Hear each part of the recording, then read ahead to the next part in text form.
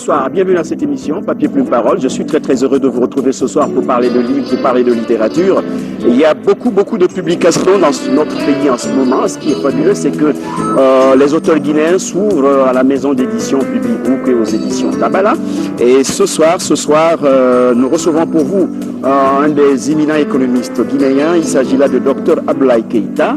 Dr Abdoulaye Keïta a publié dernièrement aux éditions Public Book Dynamique économique moderne et exercice corrigé. Macroéconomie, exercice corrigé. Avec lui, nous allons essayer de parler de ces deux ouvrages. Mais en ce moment, il y a plusieurs publications. Je vous disais, votre serviteur aussi vient de publier aux éditions Public Book Les enfants du quartier sombre. C'est un roman. Et ce roman sera présenté dans plusieurs émissions de la télévision. Et c'est notre troisième ouvrage, premier roman. Et vous avez aussi M. Keïta Mamadi Vasco, l'odeur de la paille de riz. Mamadi Vasco Keïta travaillait à Horéa, c'est un journaliste de Horéa. Lui aussi vient de sortir ce roman, L'odeur de la paille de riz. Tous des ouvrages publiés chez Public Book et Tabala. Et vous aurez ces auteurs dans cette émission. J'espère qu'un des téléspectateurs sera mon intervieweur, c'est-à-dire l'arroseur arrosé, dans cette émission qui passe ici à la télévision depuis 30 ans. Et n'oubliez pas aussi ce magazine de la Nouvelle Afrique 3 Plus, magazine international. Guinée, première utilisation de l'appel public en épargne, une réussite en Guinée. Et voilà, vous avez ces nouveautés dans vos kiosques ici en Guinée, à la Maison du Livre, avec tous ces auteurs. Nous allons les recevoir ici et j'aurai l'occasion d'avoir aussi un journaliste en face de moi pour parler de mon ouvrage. Et ce soir, nous allons essayer de parler du livre de Dr Abdoulaye Keïta, Macroéconomie, exercice corrigé, dynamique économique moderne et exercice corrigé. Un travail universitaire de haut niveau. Je vous rappelle que Dr Abdoulaye Keïta a son doctorat en économie de l'université américaine, précisément à Honolulu, il va le dire. Et voilà, il passe dans cette émission pour la seconde fois. Monsieur Keïta, bonsoir. Bonsoir. Vous venez dans cette émission pour la seconde fois. Et qu'est-ce que vous en pensez? Bon, je pense que cette émission contribue à l'épanouissement de la science dans notre pays.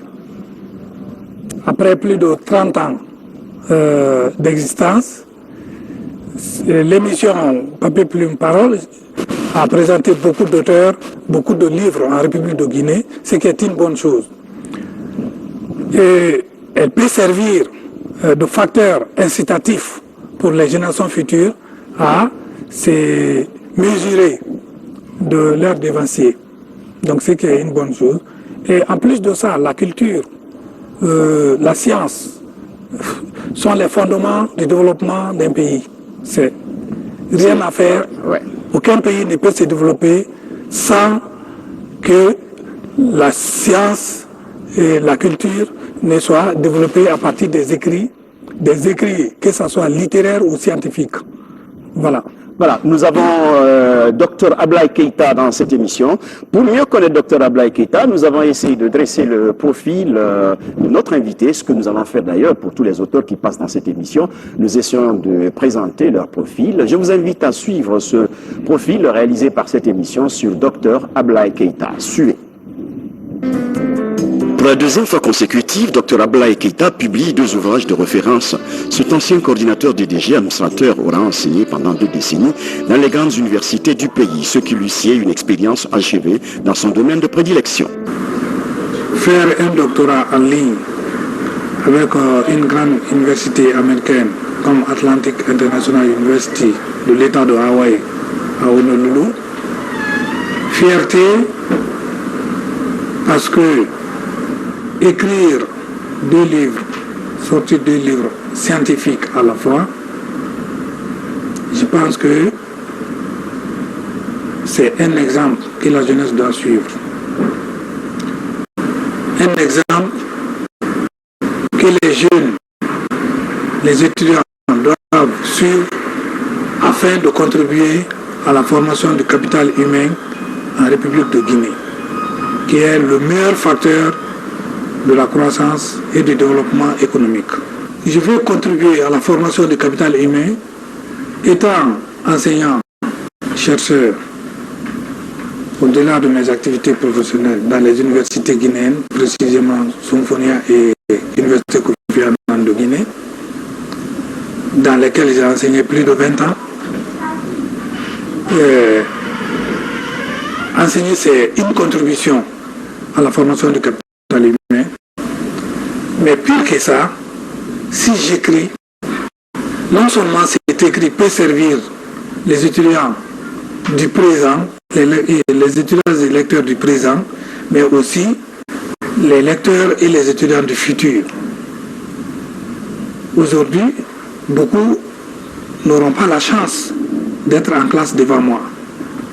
Mais beaucoup peuvent avoir la chance d'être sur l'Internet, découvrir ces documents, les acheter et se former avec.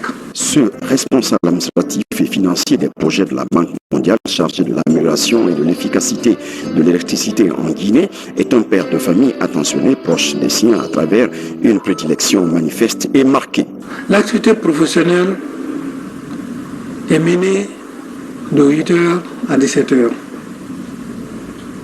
Mais au-delà des activités, au-delà de cette activité professionnelle, je m'occupe de mes activités scientifiques, d'enseignant et de recherche. Je préfère me préparer, aller en classe, contribuer à la formation de la génération future.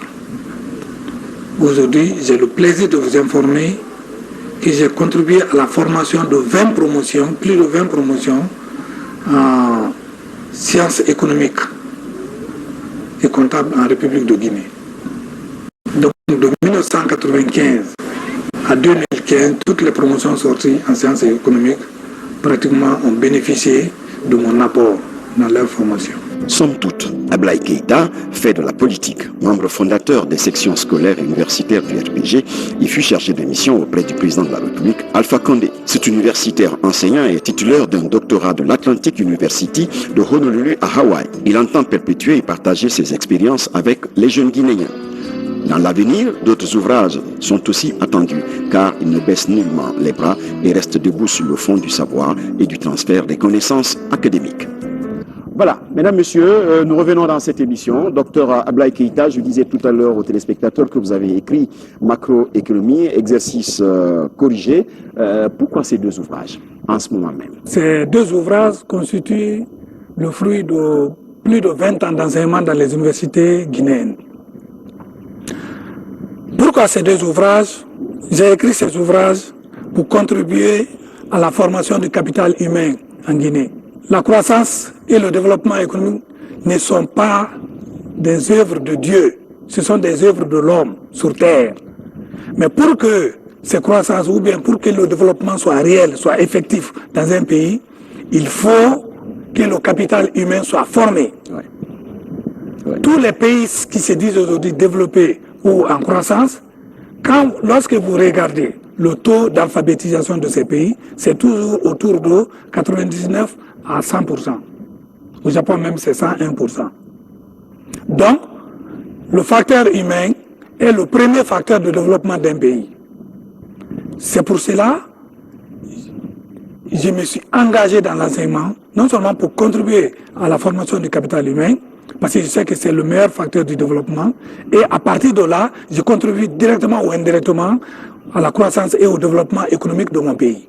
Voilà, vous enseignez depuis plus d'une vingtaine d'années, vous enseignez depuis plus de 2 décennies dans les universités guinéennes, vous enseignez à Kofi Annan, vous enseignez aussi à l'université Général Conté de Somphonia. Vous êtes économiste, et vous avez occupé de hautes fonctions dans ce pays, vous avez été coordonnateur à EDG, Électricité de Guinée. Mais comment en sous peu de temps vous avez réussi à publier 2 ouvrages dans une grande maison d'édition française et aussi faire votre doctorat? Je rappelle que vous avez fait votre doctorat aux États-Unis par correspondance. Je me suis concentré à me former moi-même de plus. C'est ainsi que je me suis inscrit à l'Atlantic International University pour un programme de doctorat en anglais et aussi par correspondance, c'est-à-dire en ligne. Au lieu de payer les frais d'avion, au lieu d'aller supporter les frais de logement, de subsistance, de trucs, On peut économiser tout cela, restant sur place, suivre les cours en ligne et préparer un programme, que ce soit master, que ce soit bachelor, que ce soit doctorat, post-doctorat, tout est possible. Donc c'est ainsi que je me suis concentré sur ce programme. Pendant que beaucoup pensaient que je ne suis pas en Guinée parce que je ne sortais pas, j'étais vraiment concentré sur ça, je ne sortais pas du tout et beaucoup pensaient que je ne suis pas en Guinée, j'étais bel et bien là, mais j'étais concentré sur ce programme de doctorat et sur la rédaction de plusieurs livres, dont ces deux. Ouais. Et c'est deux qui sont utiles d'ailleurs. C'est deux qui sont pour le moment parus, mais il y a plusieurs autres. Vous aviez déjà fait un premier, et vous êtes passé dans cette émission. Oui. Aujourd'hui, ces deux ouvrages sont sur le marché connu, beaucoup achetés selon l'éditeur Olivier Péto. C'est des livres qui s'achètent très bien. Pourquoi cet engouement pour les étudiants par rapport à ce livre-là, qu'ils l'achètent en ligne et qu'ils commandent ces ouvrages-là? Voilà, ces deux ouvrages, contrairement à la plupart des publications en Guinée, sont purement scientifiques. C'est des documents universitaires. Je n'ai pas voulu commencer par la littérature. Comme mon domaine, j'enseigne toujours dans les universités, donc j'ai préféré commencer par des publications universitaires. C'est ainsi que, après la publication, l'éditeur m'a appelé pour me dire que les ouvrages font beaucoup de succès, que ce soit en ligne ou bien des achats en version papier.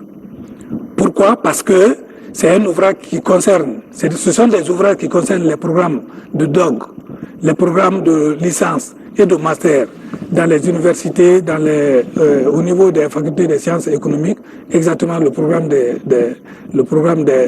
LMD, les sciences économiques. Donc ces ouvrages-là concernent les DOG, licence et master. Et ce qui fait que, vu le nombre important d'étudiants dans ces filières, aujourd'hui, les ouvrages font beaucoup de... Voilà, ce qui est toujours intéressant pour l'auteur, de savoir que son ouvrage marche et que son travail soit visible. Peut-on savoir les contenus de ces deux livres-là? Bon, vous savez, ces ouvrages non seulement sont universitaires, mais techniques. Donc, si vous avez remarqué, chaque fois, il y a exercice corrigé, oui. Parce que souvent, les gens se contentent d'écrire la théorie et sans que cette théorie ne soit accompagnée par des applications pratiques. Donc, je me suis exercé à faire des applications pratiques pour aider les étudiants, mais aussi, quand vous prenez la dynamique économique moderne et exercice corrigé, c'est purement des cours de croissance et de fluctuation économique. Nous allons revenir sur ces cours de croissance-là. Est-ce que vous pouvez nous dire pourquoi on précise dans ce livre le modèle AL? Le modèle AL, ça c'est un modèle que nous avons créé, que j'ai créé. C'est un modèle, une création guinéenne. Pourquoi ce modèle? Parce que après avoir parcouru plusieurs livres, j'ai constaté d'abord que la plupart des livres en sciences économiques sont édités en anglais. Oui, oui. Ensuite, je me suis rendu compte aussi que la plupart des auteurs ont écrit généralement pour régler les problèmes économiques de leur pays. Cela veut dire que nous, les économistes des pays du tiers-monde, c'est à nous de proposer des solutions pour les problèmes économiques du tiers-monde. C'est à nous de proposer des voies et moyens à emprunter pour que nos pays soient sur un sentier de croissance et de développement économique. C'est ainsi que nous avons créé le modèle AL qui s'est inspiré du modèle chinois. Lorsque vous prenez le schéma de développement, le schéma de la production, vous vous rendez compte qu'en amont, vous avez les matières premières. Ensuite, ce sont ces matières qui seront transformées par le facteur capital, le facteur humain et le facteur capital physique pour donner naissance à des produits finis. Mais après les produits finis, il faut le marché. Voilà les éléments du processus de production. Lorsque vous prenez la situation de l'Afrique, c'est-à-dire, je suis énervé de constater que la paupérisation et le sous-développement des pays africains est une situation anormale, dans la mesure où l'Afrique est un continent qui regorge près de la moitié des réserves naturelles au monde. La population est jeune, donc ça c'est favorable pour la production. La faune et la flore sont des facteurs qui permettent le développement propre de l'Afrique. Donc quand vous examinez cette situation, vous allez constater que les matières premières existent en Afrique, que ce soit sur le plan minier, que ce soit sur le plan agricole. Les matières premières existent, c'est le premier élément du processus de production. Nous avons les hommes, le capital humain, mais que nous devons encore former de plus. Mais nous n'avons pas le capital physique. Qu'est-ce que vous entendez par capital physique? Capital physique, c'est les instruments de production, les usines, etc., de transformation. Nous n'avons pas le capital physique et nous n'avons pas aussi la capacité financière d'acquérir ces capitaux. Mais il faut passer par la coopération, il faut passer par... Maintenant, qu'est-ce qu'il faut? Le partenariat gagnant. Qu'est-ce qu'il faut? Pour avoir le produit fini, nous savons que l'Afrique constitue un marché important. Donc ça veut dire que nous pouvons produire et faire écouler nos productions et voire même exporter. Mais pour que cela soit possible, nous devons former le capital humain. Quand nous formons le capital humain pour répondre aux besoins de la mondialisation, pour répondre aux besoins d'industrialisation et de développement de l'Afrique, cela veut dire que, au lieu que les investisseurs européens, américains, délocalisent leurs usines, leurs investissements en Asie, l'Asie où il n'y a pas pratiquement de matières premières, mais le capital humain est bien formé, ce capital bien qualifié, docile, efficace et sans problème. Mais excusez-moi, oui, allez-y. Donc, qu'est-ce qui va se passer? La différence aujourd'hui entre l'Asie et nous avons l'avantage d'avoir les matières premières, mais nous n'avons pas l'avantage d'avoir un capital humain plus qualifié que l'Asie. C'est pour cela que les gens délocalisent là-bas. Mais à partir du moment où l'Afrique va essayer de qualifier son capital humain, un investisseur américain n'a plus intérêt à aller s'investir en Asie, mais c'est plutôt en Afrique. C'est pour cela qu'on dit que l'Afrique, économiquement, les études ont prouvé que l'Afrique est le futur du monde. Donc, ils vont venir investir ici et ils auront la main-d'œuvre bien qualifiée, docile, moins chère. Docile? Oui, bien sûr, docile. Mais pourquoi faut-il... Ça veut dire, pourquoi docile? Parce que le développement... Parce que les investisseurs n'aiment pas trop de grèves, trop de manifestations. Donc, la main-d'œuvre doit être docile. La main-d'œuvre doit être docile. Il y a une question qui trotte un peu. Est-ce qu'il y a adéquation entre la formation en Afrique? Est-ce qu'il y a adéquation entre la formation en Afrique et l'emploi, le marché de l'emploi? Bon, ça c'est une question, le problème d'emploi est une question très très compliquée parce que il n'y a pas que ce problème d'adéquation entre le marché, c'est-à-dire entre l'offre et la demande d'emploi ou bien de travail. Oui. Non seulement cela constitue un problème, mais il est question de favoriser les initiatives privées, c'est-à-dire relancer le secteur privé, parce que c'est le secteur privé qui est créateur d'emplois, qui doit être créateur d'emplois dans une économie normalisée. Chez nous, en Afrique, c'est le contraire. C'est l'État qui constitue le plus gros employeur. Là, aux États-Unis, c'est le contraire. Aux États-Unis, c'est le secteur privé.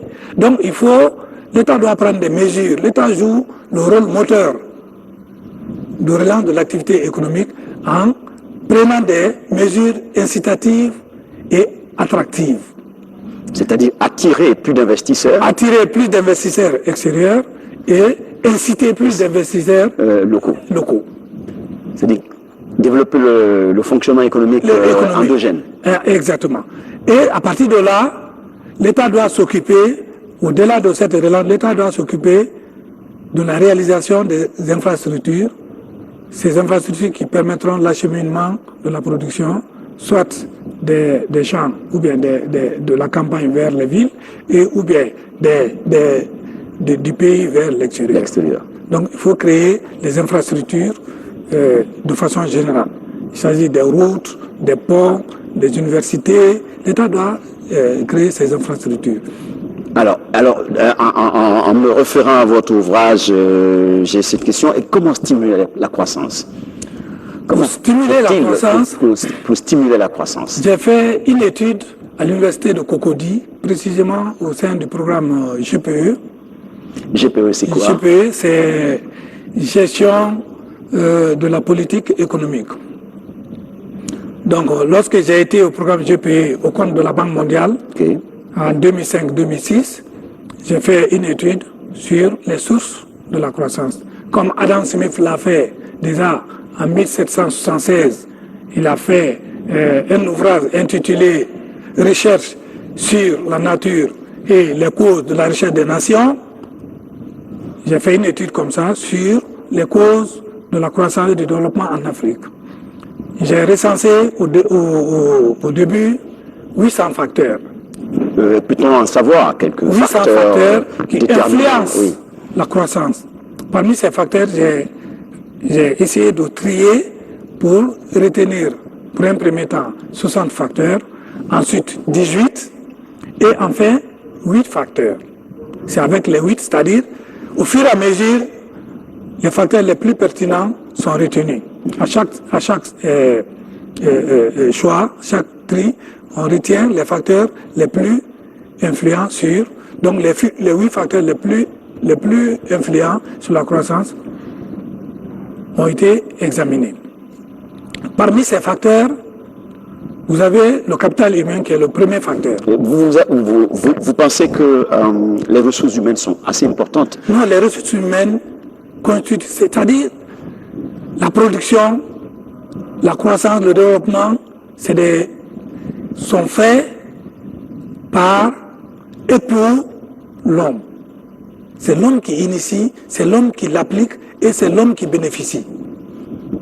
Donc, le premier facteur, c'est les ressources humaines. L'être humain. L'être humain. Le deuxième facteur, c'est le capital physique.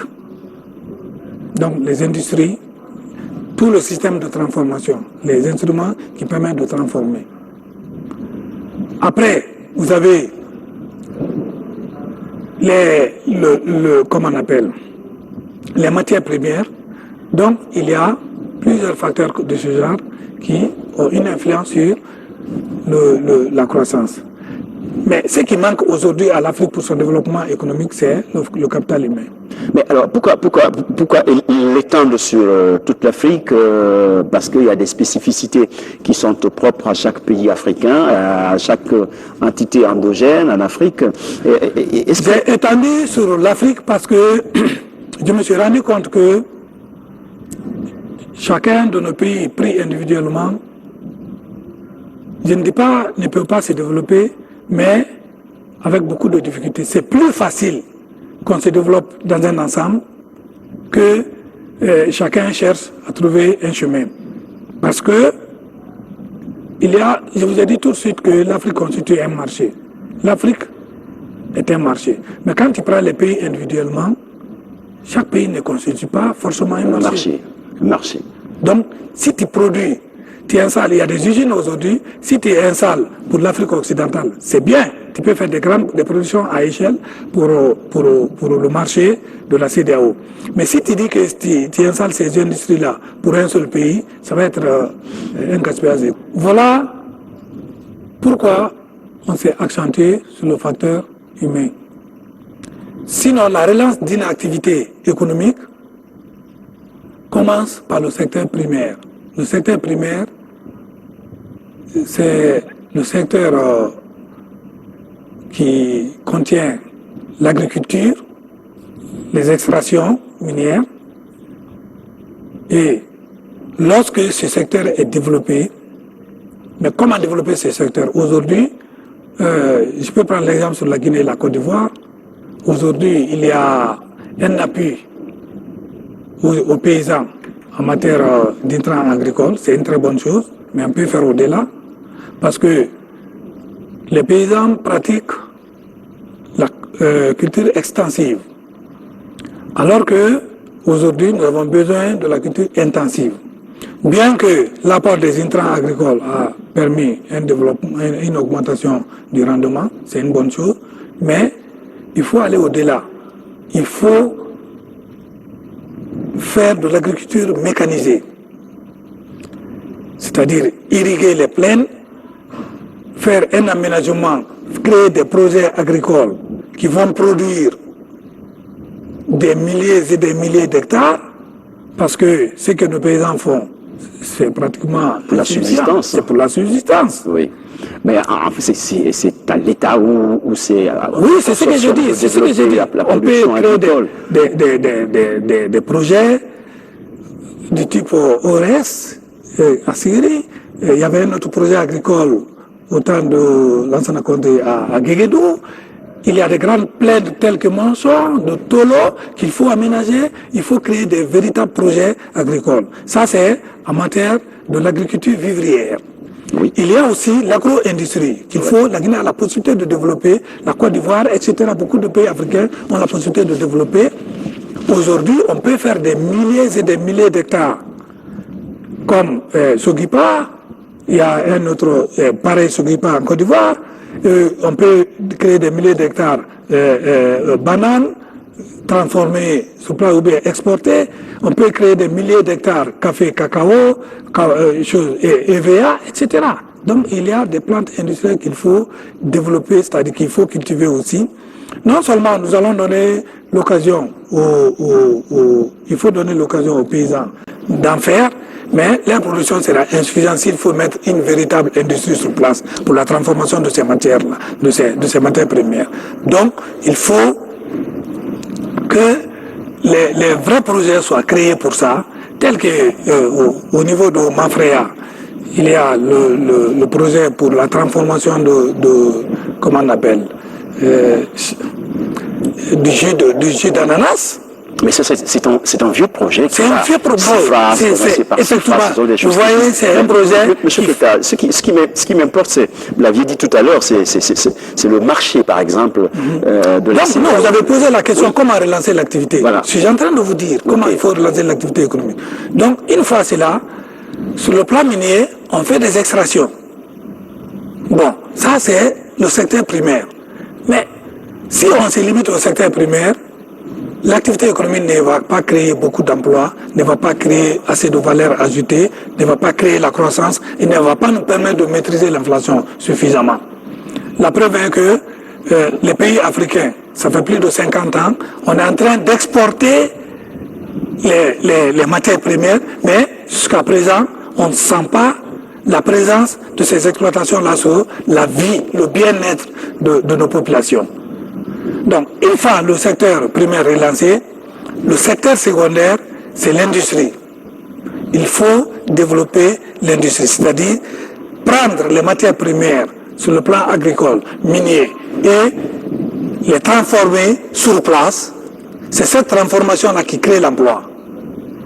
Ça crée l'emploi et ça permet d'augmenter le PIB du pays, donc la croissance économique. Okay.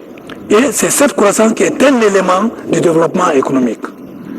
Une fois que ce deuxième secteur est réglé, il reste maintenant le tertiaire. Le tertiaire, c'est le secteur des services, le transport, la distribution, le commerce, etc. Donc, mais chez nous, c'est l'inverse, c'est le tertiaire qui est développé plus que le primaire et le secondaire. Il y a un autre facteur qui joue sur le continent africain et les pays du tiers monde en général, et que ce facteur est que généralement, il y a un sous-emploi. Un sous-emploi. C'est dû à quoi? Bon, c'est un problème de toute la société. Aujourd'hui, on a toujours l'habitude de dire les dirigeants, alors qu'une société est une société. On ne peut pas accuser forcément les dirigeants pour ça. Mais c'est lié à l'analphabétisme. Lorsque vous remarquez en Afrique, vous allez constater que généralement les activités pratiquées, les pratiquants ne sont pas qualifiés dans leur domaine. Les agriculteurs, par exemple, aujourd'hui, en Afrique, on a 70 à 80% de la population qui produit, mais cette production est insuffisante. pour assurer suffisance alimentaire. L'autosuffisance alimentaire. Pourquoi? Parce que ceux qui pratiquent l'agriculture ne sont pas des spécialistes, c'est-à-dire ce ne sont pas des gens rares. Je crois que on a toujours continué en Afrique à pratiquer l'agriculture. Oui, c'est de l'amateurisme. C'est de l'amateurisme. De subsistance. Donc, de l'amateurisme. Ceux qui pratiquent, généralement, c'est des gens qui n'ont jamais un diplôme en agronomie. Bon. Donc, comment faut-il que ces gens-là produisent suffisamment pour assurer l'autosuffisance alimentaire et la sécurité alimentaire et ensuite exporter le reste? Non, c'est pas possible. Il faut mettre à la disposition des paysans. Exactement, un programme bien ficelé pour ça.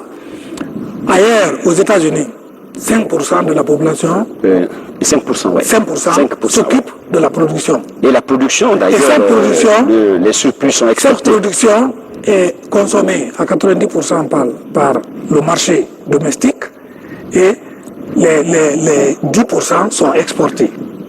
Vous imaginez?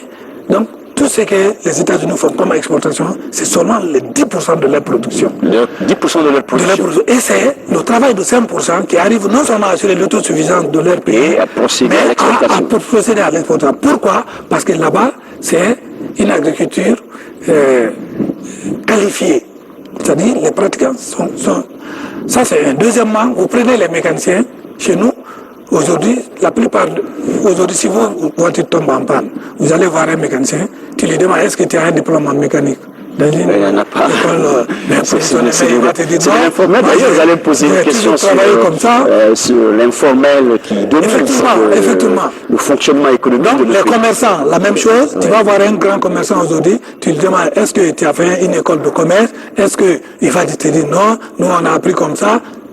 C'est ça, même les politiciens, sur la scène politique, quand vous regardez, combien, je prends l'exemple sur la Guinée, combien parmi les leaders ont un diplôme en sciences politiques?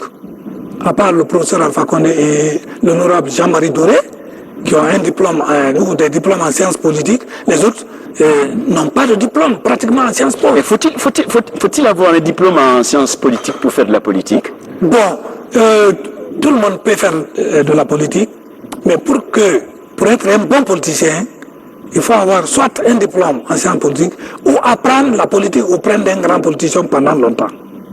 Mais tel n'est pas le cas. C'est un phénomène d'initiation. Effectivement, quand vous regardez en Afrique, tel n'est pas le cas. Vous prenez la plupart des leaders, vous allez trouver que soit ils sont économistes, soit ils sont philosophes, ou bien, en tout cas, c'est un métier qu'ils n'ont pas appris. Alors si je comprends la politique... Comment voulez-vous que ces gens-là soient des bons politiciens? Comment voulez-vous que ces gens, une fois au pouvoir, soient en mesure de faire un véritable programme économique de développement? Mais c'est pas possible. Mais ça veut dire que la politique, comme un journalisme, mène à tout. C'est ça. Mais puisque vous avez abordé cet aspect politique, oui, attention. À un moment donné, la Banque mondiale, spécialisation qu'on ait des économistes qui gèrent nos gouvernements en Afrique. Oui. Vous avez beaucoup de grands économistes qui sont venus à la tête des gouvernements du continent pour faire évoluer. Oui, tout à fait. En Côte d'Ivoire, il y a un économiste à la tête de ce pays aussi. Oui. En Côte d'Ivoire, nous avons un économiste à la tête du pays, mais il a œuvré longtemps auprès d'un grand politique comme Houphouët-Boigny. Il faut apprendre. Donc, malgré son niveau en sciences économiques, mais il a œuvré auprès d'un grand truc comme Houphouët. Donc, il sait quand même comment un État doit fonctionner. De façon transversale, il sait le fonctionnement d'un État. Le fonctionnement d'un État. Donc, c'est ça un peu. Donc, c'est ce qu'on voulait... Alors, dynamique économique moderne et exercice corrigé de Dr Ablaye Keïta. Nous abordons d'ailleurs ce livre puisque des questions viennent de cet ouvrage. Il y a une question qui m'intéresse à plus d'un titre. Quelle politique budgétaire, fiscale que l'État doit-il pratiquer? Bon, les politiques, tout dépend... Parce que je dis politique au pluriel. Hein. Oui, tout à fait. Les politiques dépendent des programmes politiques. Parce que lorsqu'un candidat se présente à une élection présidentielle, il présente un programme aux électeurs. Si je suis élu, je vais faire ça, je vais faire ça, je vais faire ça. Donc, la nature de son programme, une fois élu, détermine la nature de son programme économique. en ce moment, ce programme économique n'est autre que la politique budgétaire, fiscale et monétaire. Lorsque c'est un candidat qui veut relancer l'activité économique, qui veut créer la croissance, créer l'emploi, créer la valeur ajoutée, en ce moment, lorsqu'il sera là, il va mettre en place une politique budgétaire expansionniste, donc qui demande l'intervention de l'État. Donc ça, c'est la théorie keynésienne et néo-keynésienne. Et la politique monétaire, c'est la fonction de la politique budgétaire en place. Donc, avec une telle politique, la Banque centrale va essayer d'accorder assez de crédit à l'économie et va faciliter les conditions d'accès aux prêts. Donc, on peut jouer sur le taux d'intérêt. La Banque centrale peut jouer sur le marché directement, la politique d'open market. La Banque centrale peut jouer, peut appliquer la politique de réserve obligatoire, la politique de l'encadrement de crédit, etc. Donc, ça, c'est les différentes mesures que la banque peut prendre conformément à la politique budgétaire en place. De l'autre côté, l'État peut réduire la fiscalité, réduire les taux d'intérêt en harmonie avec la Banque centrale. C'est ce qui se passe actuellement aux États-Unis. Actuellement, en Europe, c'est la politique est restrictive, donc un taux élevé. C'est pour cela que la croissance est freinée en Europe. Aux États-Unis, le taux d'intérêt est presque zéro. Le taux est presque zéro. Et c'est pour cela que l'économie américaine n'arrive pas à sentir la crise à l'échelle. Elle fonctionne de façon exponentielle. Lorsque j'ai mis ça dans le deuxième livre, macroéconomie exercice corrigé. Exercice corrigé. Oui. Lorsque le taux d'intérêt est faible, ça veut dire que vous avez la possibilité d'accéder aux prêts à un coût moindre. Et une fois que vous avez ça, ça vous donne la possibilité, le courage d'investir beaucoup plus. Mais une fois le taux est élevé, quand vous calculez, vous vous rendez compte, j'ai tout expliqué là, vous vous rendez compte que le rendement de votre investissement est inférieur au taux d'intérêt que vous allez payer. En ce moment, il n'est plus opportun de faire un prêt avec un tel taux pour faire un tel investissement. Sinon, vous allez avoir des déficits.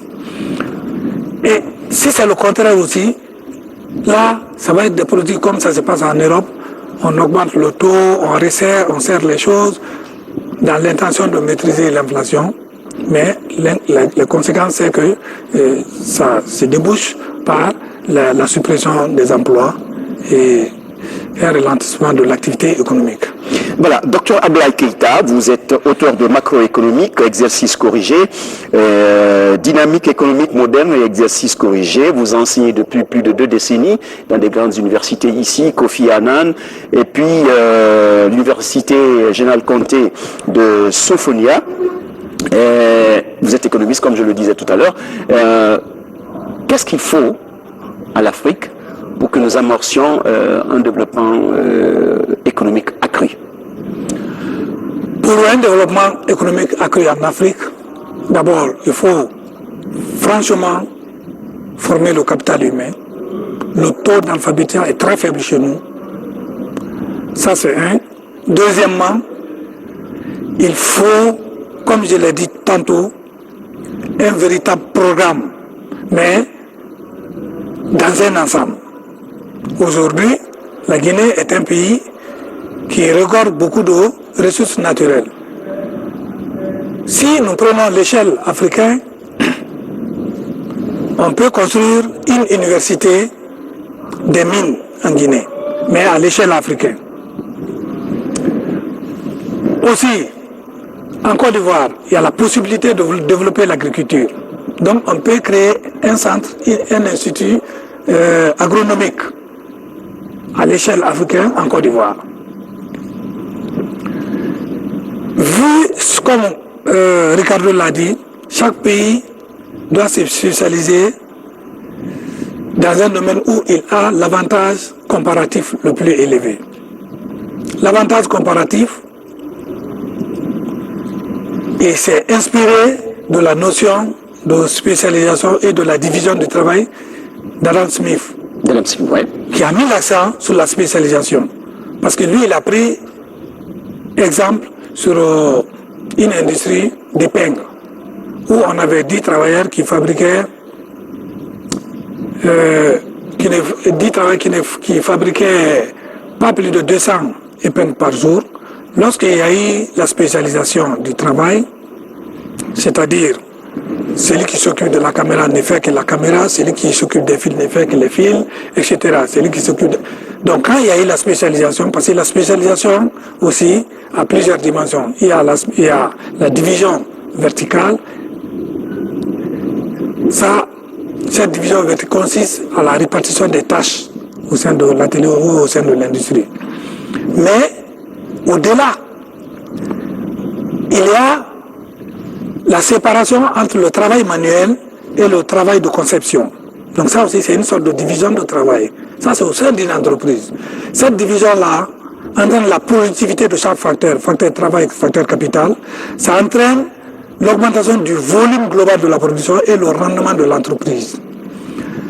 Mais au-delà, il faut qu'il y ait une spécialisation au niveau de chaque entreprise aussi. C'est-à-dire chaque entreprise doit se spécialiser dans la production d'un bien donné. Comme quand vous remarquez aujourd'hui, Ciment de Guinée ne produit que le ciment, Sobragui ne produit que des boissons alcoolisées, un peu production accessoire d'autres boissons, Bonagui, boissons non alcoolisées, etc. Eh bien, nous aussi, nous sommes des journalistes, mais je m'occupe que de... Je suis spécialisé. Effectivement.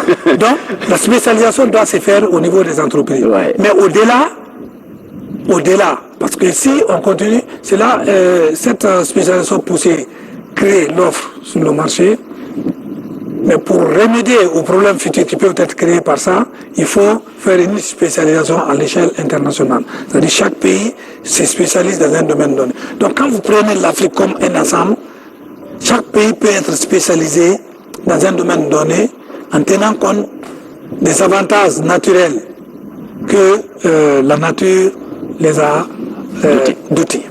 Voilà. Alors, nous allons vers la fin de cette émission, M. Keïta, macroéconomique, exercice corrigé, que je conseille aux étudiants guinéens, vous le savez déjà, dynamique économique moderne et exercice corrigé. Que conseillez-vous à tous ces étudiants qui commencent à avoir ces livres en ligne? D'ailleurs, votre éditeur a créé un site pour vous.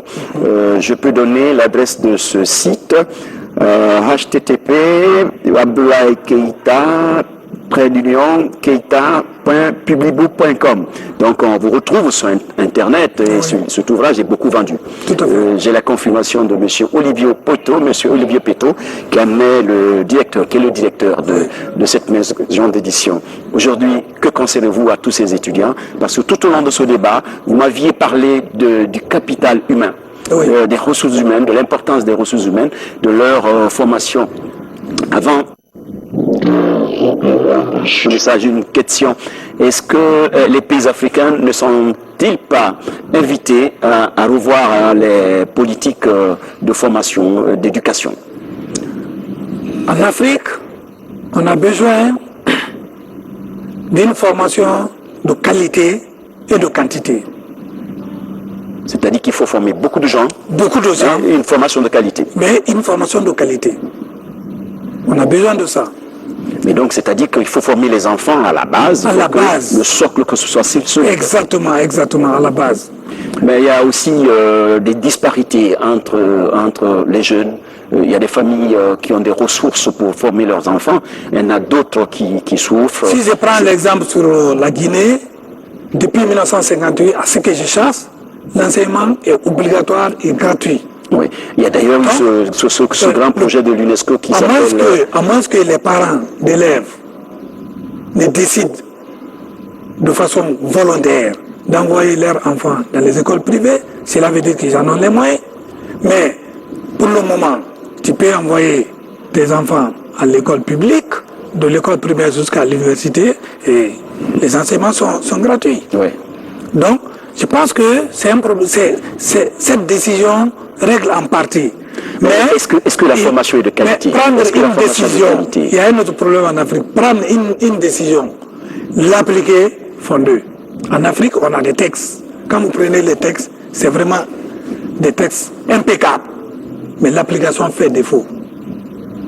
Aujourd'hui, depuis 60 ans, ces textes-là existent en Guinée, l'enseignement obligatoire est gratuit, mais ce n'est pas appliqué. Même quand vous sortez, si vous allez rencontrer des enfants dans la rue en train de vendre les trucs, ils ne vont pas à l'école. C'est pas bien. Mais c'est à l'État de s'y mettre ou bien c'est à la famille de comprendre. C'est un problème de société. C'est un problème de société. Tous les acteurs, c'est-à-dire que ce soit l'État, que ce soit les familles, tout le monde doit s'impliquer pour régler ces problèmes. Parce que la décision d'envoyer les enfants à l'école, c'est une décision individuelle des ménages. Je prends mon enfant, je l'amène à l'école. Si l'État construit des écoles, oui, ces écoles sont gratuites. C'est aux parents aussi de prendre les responsabilités d'amener tous les enfants à la formation. Mais tel n'est pas le cas. Et après, donc, on se met toujours à accuser l'État. Ah, nous, il y a tel problème ici, il y a tel problème. Non. Un pays se développe avec la contribution de tous ses fils. Voilà. Aux étudiants, qui souhaitent accéder à cet ouvrage ou à ces ouvrages, je les conseille d'aller à la maison du livre. À la maison du livre, ouais. Et puis, je les conseille d'aller dans les différentes facultés de leur université. Les stocks existent là-bas. Ou aller directement, ça c'est le cas pour les étudiants guinéens, mais les autres étudiants à travers le monde peuvent aller directement, soit sur le site du Publibook, l'éditeur, ou sur mon site, où ils ont la possibilité d'acheter soit la version électronique ou la version papier en ligne. Ils peuvent acheter moi, le livre, et tu l'achètes. Si c'est la version électronique sur place, tu l'as. Si c'est la version papier, tu l'achètes en 2 semaines, on te dépose ça chez toi. Oui, effectivement.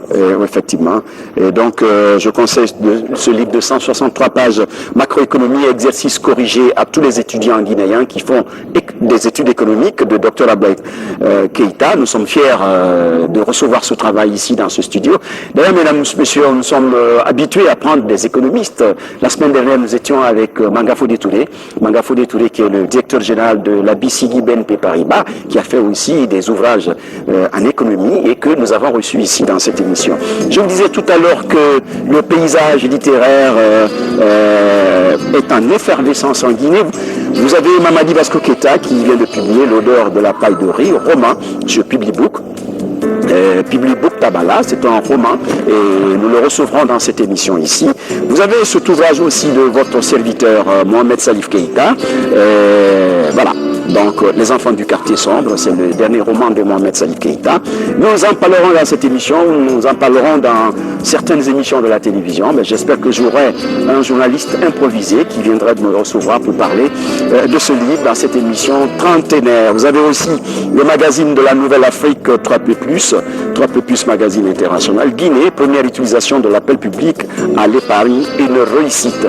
Comme je vous disais au début de cette émission, avec mon équipe qui travaille avec moi depuis quelques années, j'ai reçu pour vous, mesdames, messieurs, Dr Ablaye Keïta, qui est venu étayer ces 2 ouvrages. Tous les acteurs économiques sont conviés à la dédicace de cet ouvrage à l'Université Générale Lansana Conté de Sofonia, où Dr Ablaye Keïta enseigne. Il a déjà enseigné dans plusieurs universités ici à Conakry, donc tous les acteurs économiques sont invités et il est intéressant de connaître les travaux universitaires de Dr Ablaye Keïta, dynamique économique moderne, exercice corrigé, et macroéconomique, exercice corrigé. Je l'ai reçu dans cette émission ce soir.